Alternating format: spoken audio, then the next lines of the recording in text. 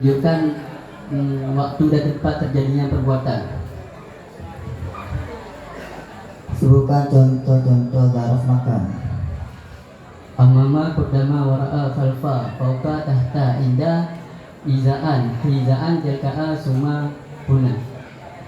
Sebutkan contoh-contoh zaraf zamu. Yauma, lailata, khutwatan, bukratan, saharan, lazan, atamatan, sabahan, masaan, abadan, amadan, hinan, aman, sahran, asba'an, asbu'an, ta'atan. Apa pengertian hal?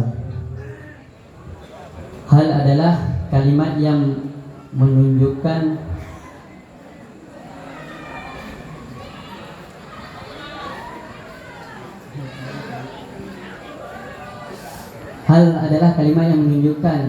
keadaan fa'il atau maf'ul bih.